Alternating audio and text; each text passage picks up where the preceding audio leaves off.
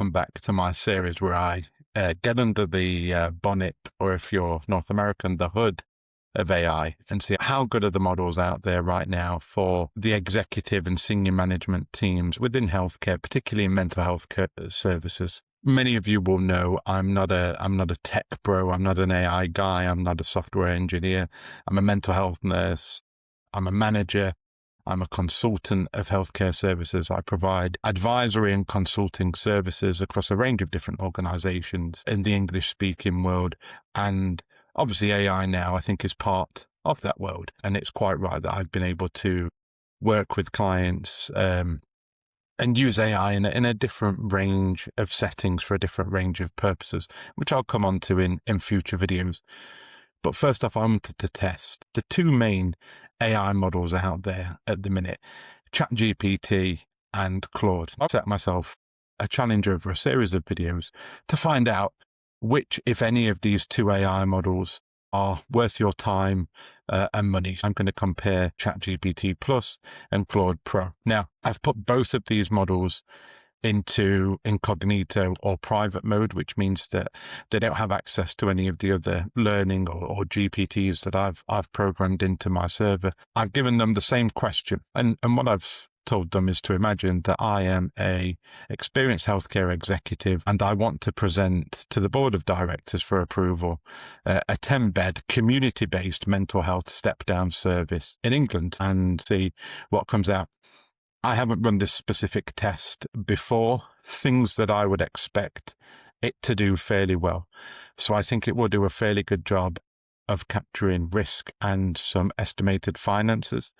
I think it will do a good job at grabbing and articulating what I would call some of the buzzwords. I would expect it to know things like least restrictive, person-centered. I wouldn't be surprised if some trauma-informed language found its way in there as part of the therapeutic model. Where I think it might struggle is indicative day rates, or at least accurate market rates, market share, market size of competitors. I think it would struggle with to a degree based on what I've asked it to do, because I haven't given any specialized instructions or told it where to look for that information. I also think it may struggle purposefully when it comes to the CQC and regulatory structure. Now, the reason for that and why I've chosen this scenario is because step down is a little bit of a grey area in England.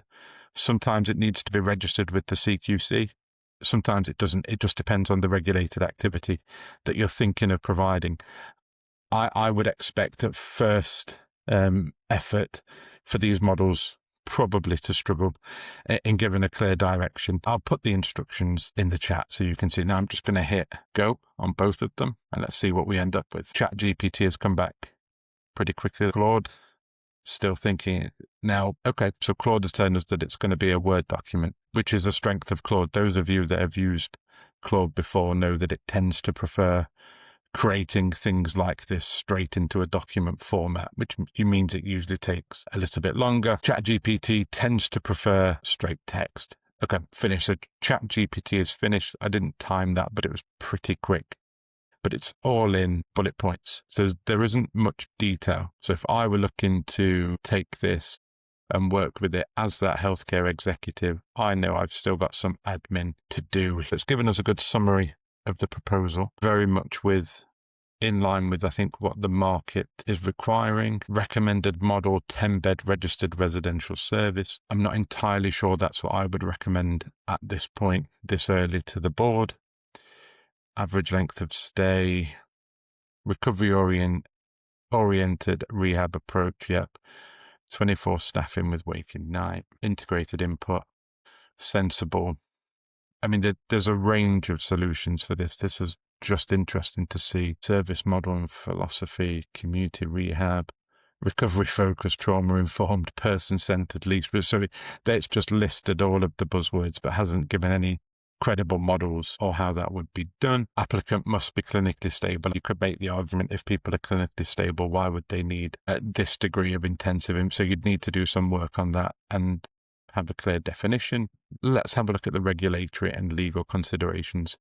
I'll copy and paste and put this into the show notes so you'll be able to see its response info. It'd be interesting to see if you agree or disagree with some of my quick analysis here. So accommodation, personal care. Now, interestingly, what it's missed here under CQC registration is it may trigger the TDDI activity, particularly if you're bringing in nurses and psychologists and OTs and things, as it's suggested here. So that would be a risk. So if you just followed this and used this as your answer to which CQC registration you'd follow, it hasn't mentioned TDDI. It looked nice, and then took it to board. I think quite rightly the board members would say, okay, brilliant. So what? What are you going to do about it?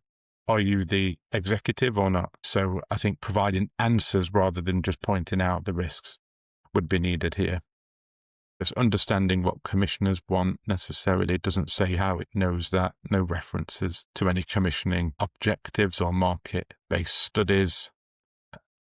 Okay, so we just have to assume that either it just knows this or it's made it up. It's given us a little bit of an implementation roadmap, which is helpful. Partnerships agreements here at 5 to 8, I would have much higher based on spending a lot of time in this sector, working specifically with clients like this. In the old days, it used to be that you'd design your service, you'd acquire property, you'd start your regulatory preparation, then you'd go to customers and say, we're going to move into your area. Do you want to start referring to us? If you try that now, quite likely you're going to get a very negative response from most commissioning bodies. Not all. Some will kind of be, okay, yeah, nice to see you. We've got lots of demand, blah, blah, blah. But actually, I think they're prepared to be engaged with much earlier in the process now, and I would certainly recommend that. Demand is never the issue in the mental health sector in England. It's highly bureaucratic, highly political. Commissioners are the gatekeepers and the purse string holders, and getting them on board as quickly as possible is incredibly important. ChatGPT, I'd say this is overall fine. It's made some good points, but it hasn't really fleshed out what I would like to see. And certainly, if I'd asked this question ready to prepare for board, I'd still have quite a bit of work to do if I was then going to take it to board. Let's see how Claude has done. Now, you'll see straight away that this is a lot more comprehensive. It's prepared it as a document for us, which means that there'll be less admin time for us. Okay, so it started formatting. So as a document, just nothing else, this is actually already much more usable. For me, this is how I would prefer to have something prepared. Saves me having to copy and paste. Now, it did take a little bit longer. You'll notice that we went through the ChatGPT section first, and that gave Claude a time to catch up. But this, to me, would probably be much easier to work with because you can go back into the chat and it changes the document rather than just the text. Okay, so this is giving much more figures. So this is telling the board, and we'd need to flesh out these numbers, to learn whether they're right or not. But it's telling the board how much it would cost and how much we'd be looking to bring in. Okay, let's have a look. Service model and philosophy of care. 4 principles: personalized, strengths-based recovery planning, active preparation for community reintegration, least restrictive trauma-informed practice, and partnership with local commissioners. Yeah, so again, it's specifying that it's not a replication of inpatient care. Target stay 8 to 12 weeks. So this is much shorter, I believe, than what ChatGPT was saying. Care planning will involve residents as active participants consistent with the requirements of the Mental Health Unit's Use of Force Act. That's not actually true. Firstly, that piece of legislation wouldn't apply to this type of service because it wouldn't meet the definition of a mental health unit. And secondly, a care planning requirement is not really explicit within that piece of legislation. There's other bits of guidance and documents and law that would focus on that. And actually, I would say it is wrong. Yeah, regulatory. The service will be registered with the CQC as a care home without nursing or as a care home with nursing. So yeah, I wouldn't recommend this model.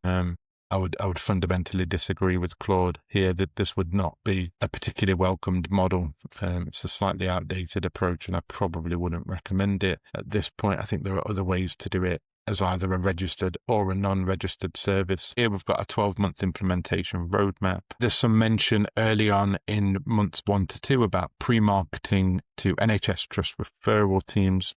But to be honest, they can refer to you, but if you haven't been agreed for commissioning, it doesn't really matter. So there's nothing. I'm trying to see if there's anything in here specifically about developing pathways and engagement with commissioners, which if you don't do here in months 1 to 2, or even earlier to see whether the service, if this were me, If I were advising a client, or if this were my organization where I was a senior healthcare executive, like a chief exec, I would have already had 2 or 3 meetings with commissioners and asked them, what kind of services do you currently need?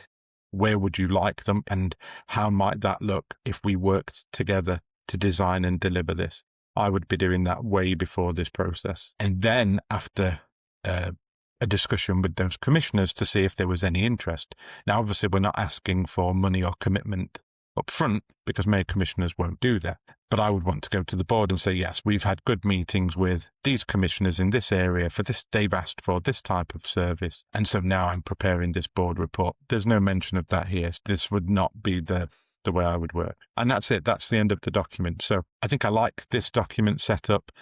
It's fair to say both models leave with a fair bit of work to be done. Not just fleshing out the detail and the specifics around some of the figures and financing and assumptions, but I think as well making sure that it actually matches the reality of how the market functions and performs, because it isn't always logical. And it is the most important part of taking an idea for a healthcare service from the idea phase to the operationalization is always the commissioning, always the buying. Do you think you will have a pipeline and a referral ready to make sure that your service can function? Because if you don't have people coming in, if you don't have placements, then you don't have any revenue. If you have no revenue, the service won't survive. So both require a fair bit of work. ChatGPT certainly has a lot more when it comes to the admin side of things. Claude has taken care of the admin side, but I think works on some assumptions that I would think are wrong. So I would certainly be going back